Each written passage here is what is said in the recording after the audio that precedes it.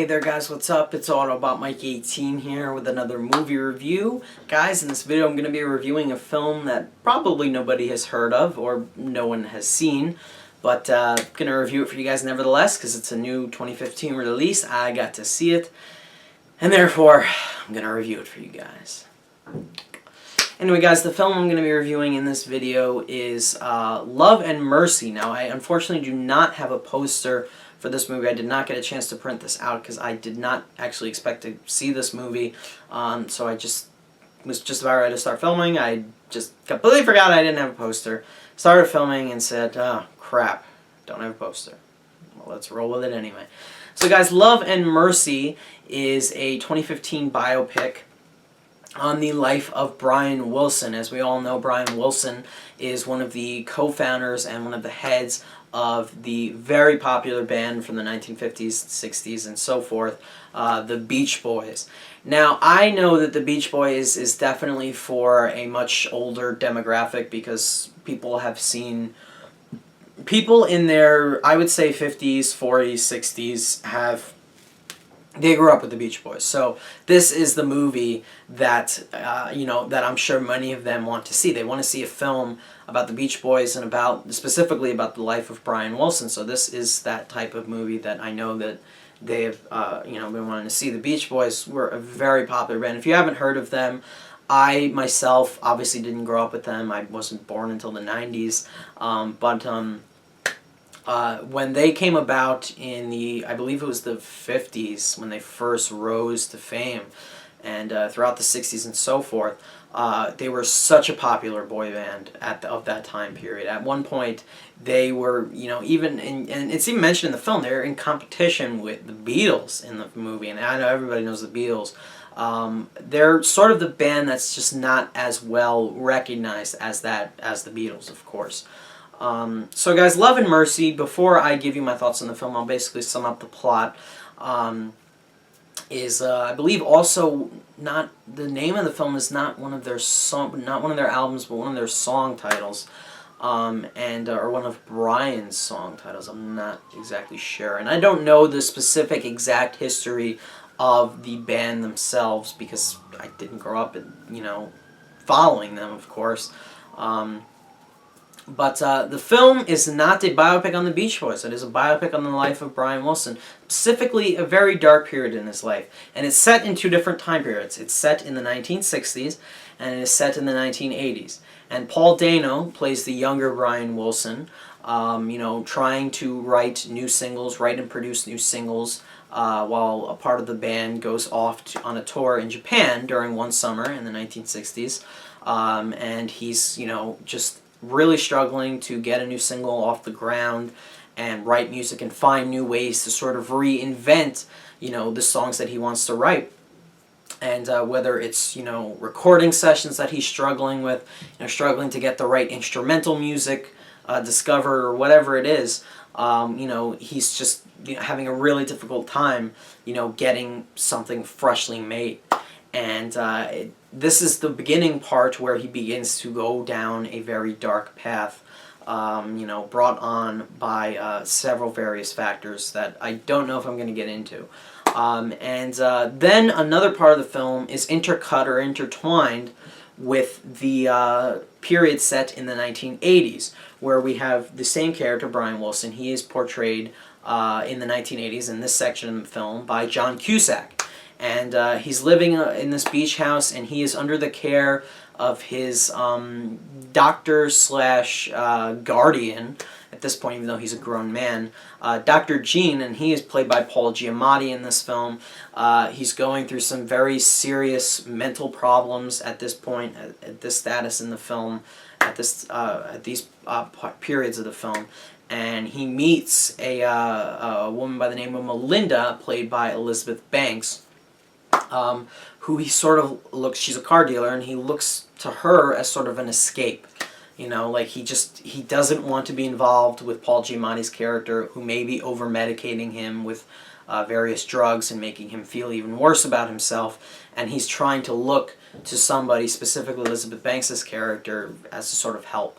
And that, my friends, is basically the plot synopsis behind Love and Mercy. Now, I just want to stop anyone who is going into this film who didn't grow up with the Beach Boys, number one, but is going into this film expecting a Beach Boys biopic, because let me just stop you right there. That is not what you're getting with this movie. I just want to clarify that. You are not getting a biopic of the Beach Boys. This specifically focuses less on the other members of the band, Carl, Dennis, Mike Love. Carl and Dennis were both Brian's brothers, who were also members of the band. But it focuses specifically on Brian Wilson and the dark period that he went through in his life, brought on by various drugs, various people he met in his life, his father, his harsh relationship with his father, his goals and desires to strive to be the best and to really give the people something new and exciting, and that all brings about the very depressed and very reserved and quiet Brian Wilson that we see in the 1980s portion of the film, played by John Cusack. And at this point, he is very sick, and he is being cared for by Dr. Jean, but not in the best way. So anybody who expected a tale or a biopic on the Beach Boys themselves, kind of like with what we got last year with last summer's Jersey Boys from Clint Eastwood, you're not going to get that with this movie. That film was called Jersey Boys for a reason, and I didn't see that, but it told, it talked about all of the Jersey Boys. And this film is just about Brian Wilson and the struggles he went through in his life. So I just want to make that clear, and especially the trailers especially, I don't think they do a great job of marketing this film. I mean, if you watch the trailer on Movie Clips Trailers, I watched it after I saw the movie, you'll see that it says Brian Wilson biopic, okay? But if you didn't read that, and if you just watched the trailer, you'd think, okay, so they're doing a biopic on the Beach Boys, because they show a lot of shots of the band together in the trailer, and that might mismarket the film in a way, and I don't think that's particularly a good thing, because if you don't know that much about the Beach Boys, like myself, and are expecting biopic on them, you're not going to get that with this film. However, if you grew up with them, you know this whole story, and you don't care if you want to see a biopic on the Beach Boys or Brian Wilson, you're going to love this film. I think most of you will love this film for the story it tells on Brian Wilson. I know, for one, I know that for a fact. I'm pretty sure people are going to love it. I went to this film, and I'm just stating a fact. A lot of very older people, middle-aged people, were in the theater with me, and they gave the film a massive applause when it ended, because I feel that they must have been very happy with the way certain things were carried out. Now, I obviously didn't grow up with the Beach Boys, guys. You guys know that. I'm young. I have heard their songs on the radio, of course, and I've been told stories. My mom particularly was a huge fan of the Beach Boys. She grew up with that during that time when she was young. That was her band. Like, I don't know, a band of today is our band. I don't know. I don't follow music that well. So, a lot of things were like, I don't know if I'm going to enjoy this movie. I came out of it and said to myself, that was a very intriguing, interesting biopic. And I must say, not only did I really appreciate the way the script was carried out throughout the period of the 1960s Brian Wilson, the 1980s Brian Wilson, the way the film was edited together, but I was really blown away by the performances. And I really do like a film that can specifically list a man's, or showcase a man's, a period of a dark period in a man's life, basically. And that is what Love and Mercy does absolutely brilliantly, because it shows how happy this guy was pre, his struggles in the 1960s. And then it shows how happy he is in the 1980s with John Cusack as he's with Elizabeth Banks. But then he's, being under control of this Dr. Jean by Paul Giamatti.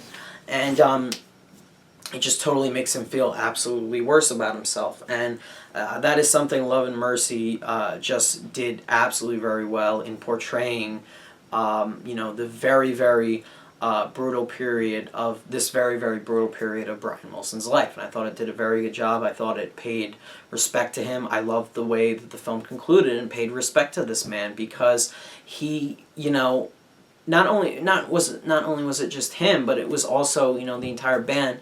They affected a generation of people who love music, you know. A generation of teenagers in the 1950s and 60s were goo goo gaga in love with the Beach Boys. So you can tell that that the filmmakers did a respectable job in telling the story, telling it factually, because the actual Brian Wilson watched this movie and said, yeah, they got everything right. You could tell that they worked hard on the film. Now, one thing I absolutely must get into, the absolute silver lining of this film. Not saying this is a bad movie. This is a very well done film. It has great film editing, incredible sound editing, really great sound design. The shots are good. I thought some of the camera work could have been fixed a bit. There was a couple of push-ins, you know, that shot, a push-in that just felt very, very just like, I don't know, like they were shooting on some digital camera or something, and it just felt very fake. I mean, they're you know, I have little nitpicks with this film, but everything that stands above everything in this film, the one thing that just overpowered everything were the performances in this movie. It's probably the best acted film I've seen this year thus far. It's early on in the year, though, to tell, but it's definitely some of the best acting I've seen all year. Let's start off real quick. I just want to talk about the performances. Let's start off with Paul Dano, who I think really needs to get more love. I've loved him in everything he's been in. I absolutely loved him in Prisoners. He was incredible in 12 Years a Slave.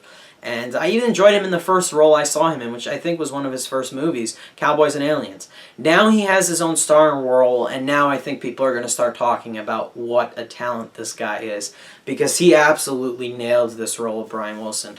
I mean, it is so great to see him just chilling by a pool early on in the film and just like, yeah, I'm going to enjoy this summer. I'm going to, I'm going to work on some great songs, and then to just see his relationship with his father and to see everything falling apart once he gets involved with drugs as this dark path starts up and he goes down this route that he didn't expect to take, but, just can't get away from, apparently, can't escape.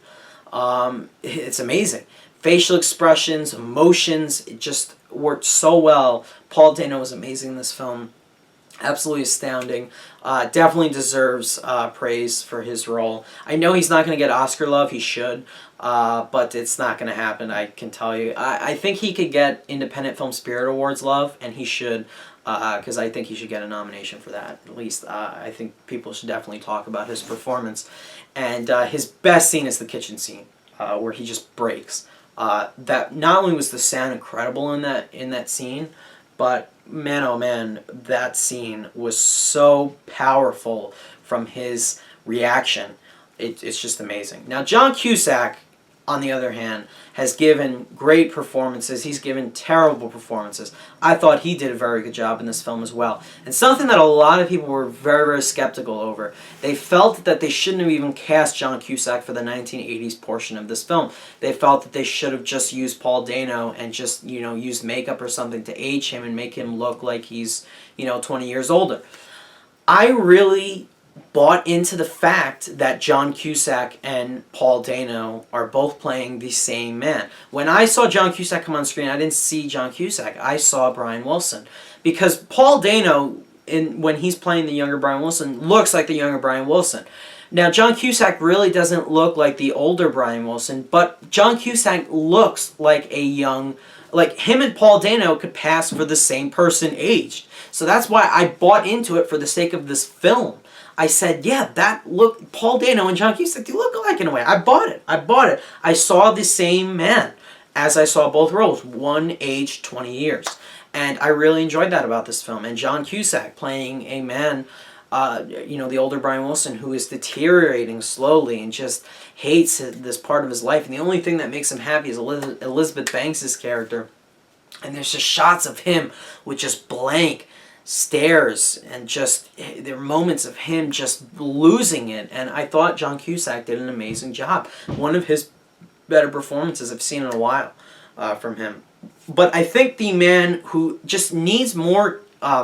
I think more people need to talk about him. His performance needs to get more love. A lot of people have been praising Paul Dano and John Cusack. I think our one of our antagonists in the film needs more love, and that is Paul Giamatti playing Dr. Gene in this film. This is by far probably the best Paul Giamatti performance I've ever seen him give. It's his best. I despised this guy from the second he came on. Not only was he wearing amazing hair, I love you, Paul Giamatti, but he's despicable in this movie. You despise everything about this man. He is just grimy. He's disgusting. He's just, you could tell that he is taking so much advantage of John Cusack's character, the older Brian Wilson, and he's getting away with it, and he just makes everyone else around him just feel terrible. And it's not only Brian Wilson, but Elizabeth Banks' character. There's like a maid in this film. Everyone just feels horrible around this guy. The energy he gives off in the scene. There is such a great shot in this movie of him screaming basically at John Cusack. And it's Paul Giamatti being Paul Giamatti, but doing a damn good job of it. And that's why he is so good in this film. Absolutely worthy of Best Supporting Actor consideration. Absolute. I was blown away by him in this movie. I hated him in this movie. And when an actor can make me hate him so much to the point of I want to see his downfall, I can't wait for it to happen. When is it going to happen? That's when you tell the actor did a damn good job. Paul Giamatti was absolutely freaking amazing. This is the best acted film I have seen this year thus far, for sure. And Elizabeth Banks was also very, very good in this movie as well. One of her better performances I've seen from her. All that taken into account, I really enjoyed this movie. And I went to see this movie not having the hugest expectations. It opened in a theater, my independent film theater that is very close to my house. And that's why I got a chance to go see it. I think this may or may not get a wide release. I'm not sure. If it does, I'd recommend you guys would check it out. I think you guys will learn a thing or two, not only about the Beach Boys, but about Brian Wilson specifically. And I think you'll benefit from that.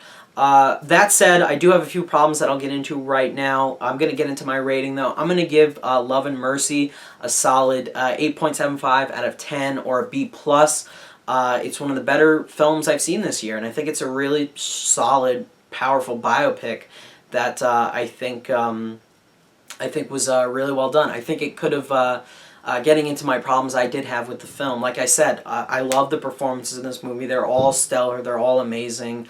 They're all dedicated. And I thought that... I started reading up about these characters, and I felt that they all nailed these roles very well. Even though I didn't grow up with these people, obviously. The performances are great. I love the editing techniques, the non-linear editing of different time periods of the 1960s and the 80s. I thought that worked really well. I mean, obviously Tarantino revolutionized that with Pulp Fiction, and obviously filmmakers do that today, and I think it worked very, very well in this movie. I loved how it was edited. The screenplay was very good. There's some very interesting character moments in this film where two characters are at odds about something and they're in disagreement. There's some great scenes in a sound recording room with the young Brian Wilson that I thought worked very well. The script was very good. The sound editing was really good. The only problems I had with this film, and I've been saying the whole review, it's a dark tale of a dark period of this man's life.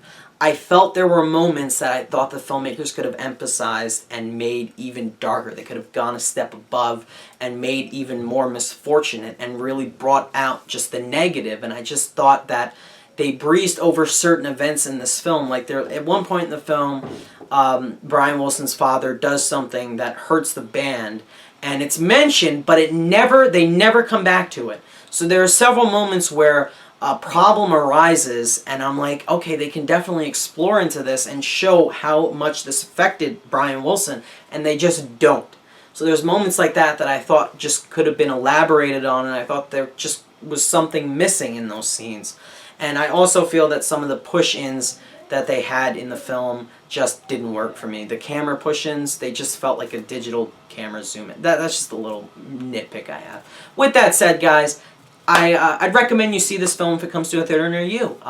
Especially if you're an old-time fan of the Beach Boys, I think you'll love seeing this biopic of Brian Wilson, and I think you'll feel it did a very respectable job of telling his story.